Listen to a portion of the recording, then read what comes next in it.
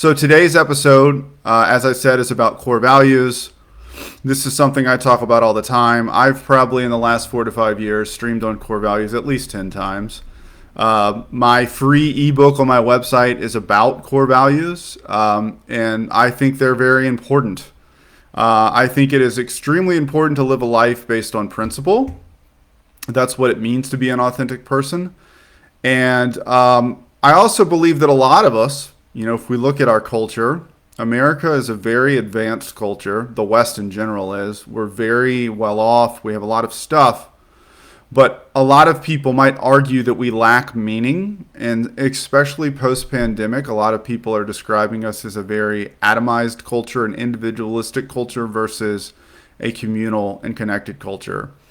And so in saying that, it's very important to sort of have principles that are going to guide your life and be very particular with how you want to work, with the people you want to relate with, who you want to do life with, and the decisions you want to make. Because life has a way of just dragging us through the cosmos, right? And if we don't specifically pick goals and manage our time and manage our energy well and pick the people we want to do life with, we're just going to go where the strongest forces are. And I think we all know, I've said this so many times, especially in the American world, in the American economy, the crocodiles always win. There's always, this big pull in our culture to go to do more, to buy more, to have more debt. And that's just not something I'm a fan of. So when I talk about core values, the very first thing I would say is a value is a principle. It's a standard, right? Most of my former career has been in healthcare. So when you think about healthcare, let's say you hit the ER when you go to your doctor's office for your yearly lab work. What do? They'll draw a blood sample, and then they'll analyze that sampler through an analyzer. Well, the lab technicians, the way they do that is they have to calibrate that analyzer. And what they do is they do what are called standard solutions. There's a standard solution that the manufacturers ship them, and it's the pH and the sodium level and all the stuff that's in that. And they put that standard solution into the analyzer, and the analyzer calibrates itself to the standard, which is a known value. That's a known value. And then we, as medical professionals, can look at the lab sample as we analyze it and make a determination based off that because we trust the sample. We trust the validity of the sample. Now, going back into psychology, a long, long time ago in a galaxy far away, different psychoanalysts and therapists and counselors and psychologists talked about values, meaning, purpose. And one thing, this is a therapeutic concept, it's called a restricted existence. It's when someone is in a life that is not in alignment with their value structures or who they are, right?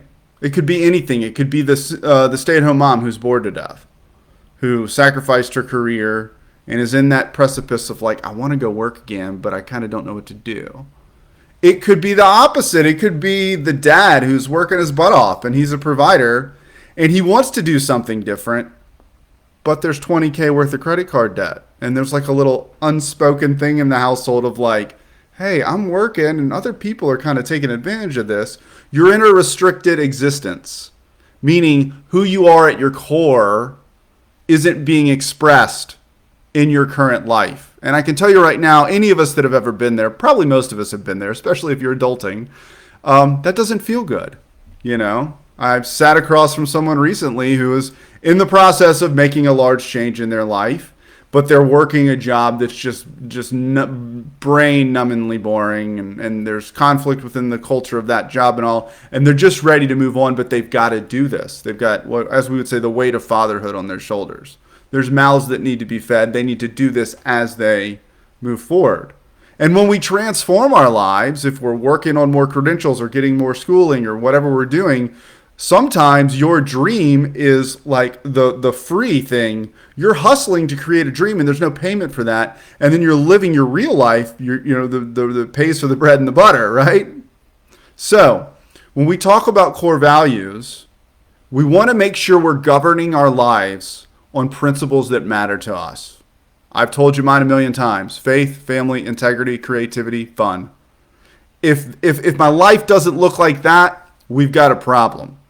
So, how do you set up your life in that way? First thing I always tell people is to write about it. Write, answer questions. And in other probing questions I'll ask people to get at it is like, what's your favorite book? What kind of music do you love?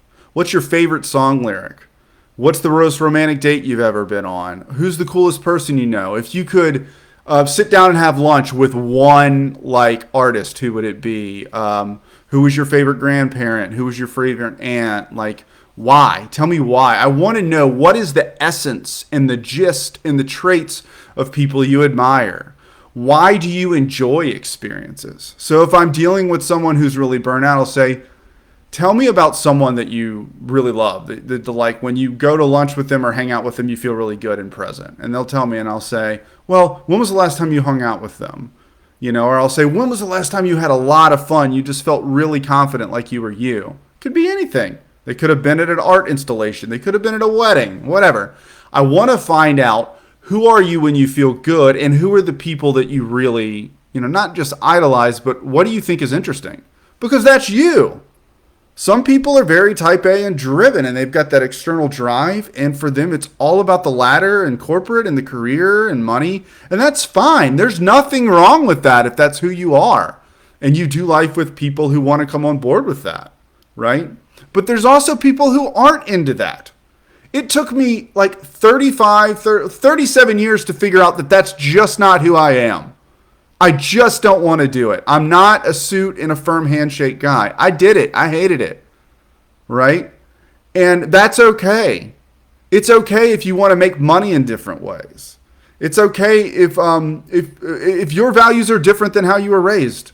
What we need to find out is, what do you value and why? And then unapologetically pursue that. Pursue alignment, right?